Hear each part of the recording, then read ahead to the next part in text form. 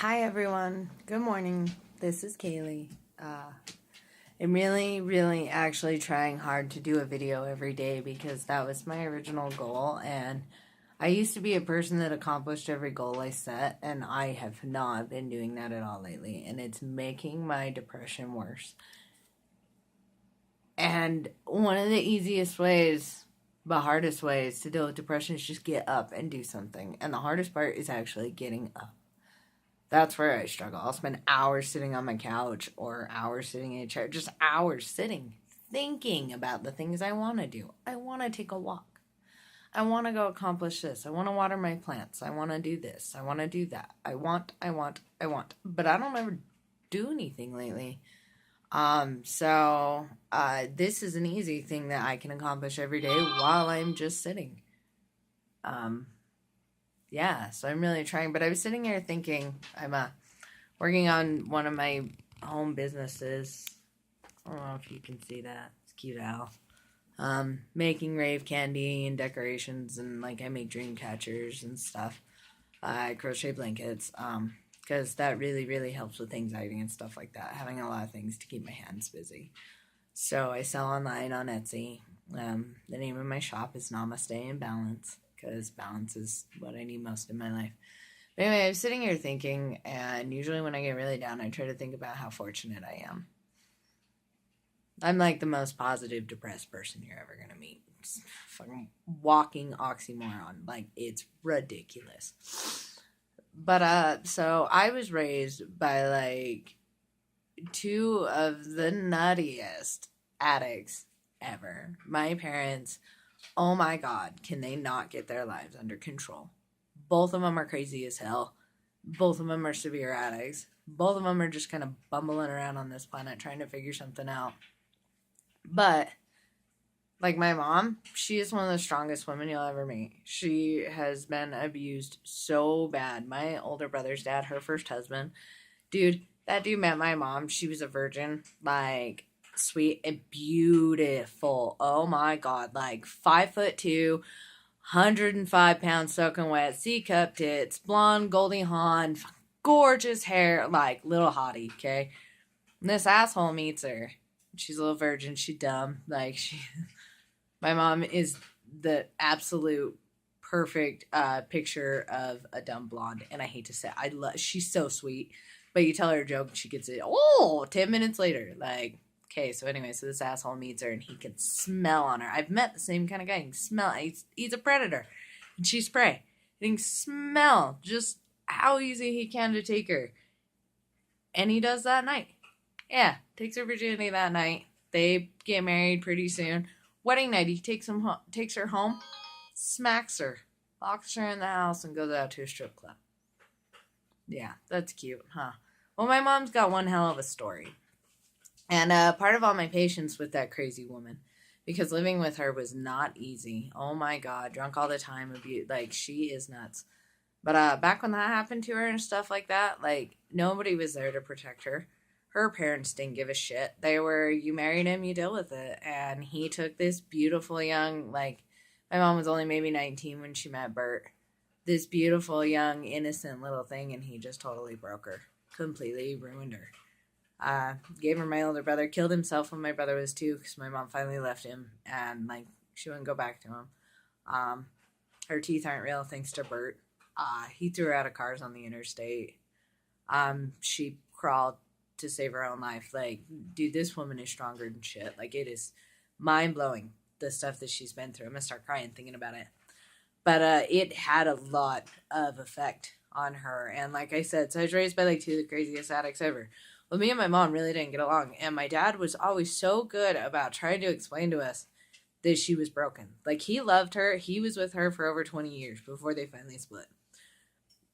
You can't fix somebody that doesn't want to fix themselves, though. And, it took him a long time to learn that. But he loved her so much.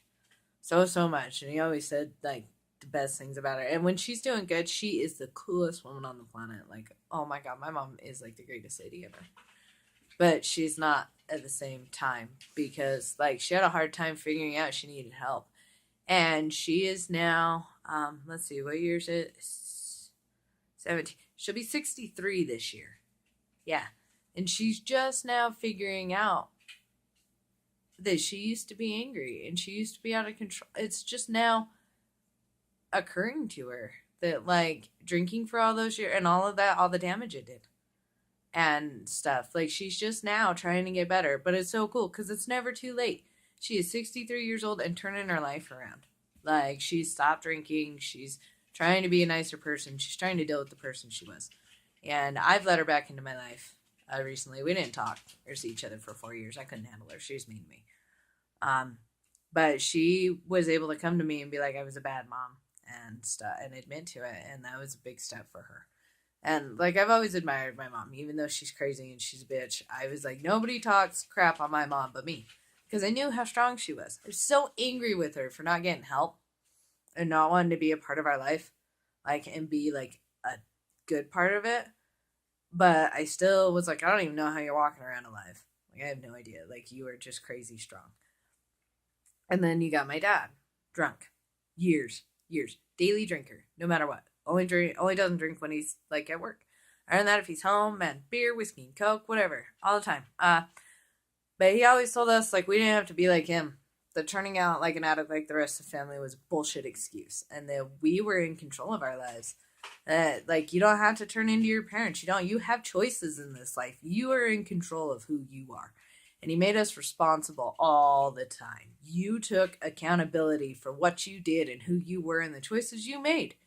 Because your word is all you got in the end. Like, and he made us understand that. And he is like, do as I say, not as I do. He was famous for that. Do as I say, not as I do. He'd give you the right advice and be like, but if you grow up to live your life like mine, you're an idiot. You already see it doesn't work. You already see how crappy it is. So if you grow up and pick this, kid, you're just as stupid as I am. Which was really cool. He sucked at setting an example. But he told you what he was doing was wrong. He was a very honest, very open man. Like, my dad taught us, hi Loki. My dad taught us to not lie. Like, you could call my dad no matter what trouble you were in, and he would come get you. He always told you, like, if you don't tell me the truth, I can't help you.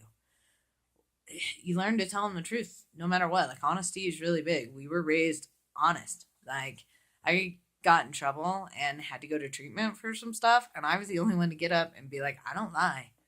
Like, people don't lie in my family. That's not what we do. There might be a lot of criminals and a lot of crazy crap and, like, idiots and addicts, but they don't lie about it. They'll look you right in the face and be like, yeah, I'm a drunk. You got a problem with it? Like, we just don't lie. We hold ourselves accountable for what we do. So my parents, like, no matter the crazy torment I grew up in, the fights, the screaming, the yelling, broken plates, holes in walls, oh my God, drunken nights where mom and dad don't even remember what they said to you. Or mom disappears for days on end while dad's off at work. You're trying to raise a little brother. Like, all of that, they gave me some of the strongest morals. They pretty much were like, we are fucked up, but you don't have to be. You have a chance. You can be different. And I truly believe that my parents are the reason why I try so hard to be a better person. Start crying again. Awesome. Pregnancy hormones. But no. I really think, even though as crazy as they were, they're the reason why I try so hard to be good. They gave me morals and stuff like that. No matter how fucked up, shitty they were as parents, they tried really, really hard to make me a better person than they were.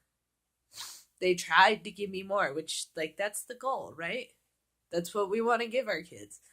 And thanks to my parents, they made me a better person than they were. Like, they did it. I always heard my dad being like, no, you take accountability. You don't lie. You don't steal. You work hard. He made me a good person. So did my mom.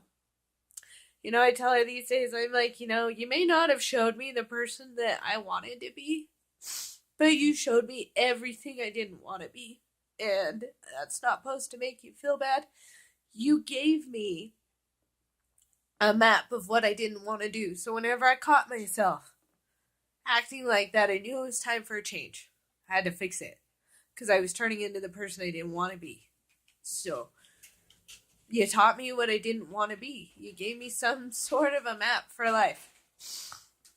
You helped. So even in all your little craziness and all that shit, you helped me figure it out. So, yeah. They may have been crazy, but they were a lot better parents than most. Man, I have met some messed up families that go to church every Sunday and the parents stay together and they're still fighting, no drinking, no nothing. But what's going on there is a lot more messed up than what was going on in our house. We're crazy, but hey, man, we all are. Like, it's just part of the human condition. It's what you do with it. It's whether or not you change, you learn from your mistakes or not. Excuses are like assholes, man. We all got one and they all stink. So don't make them.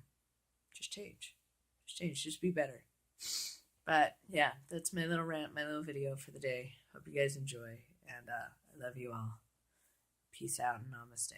I'm going to try really hard to get some stuff done.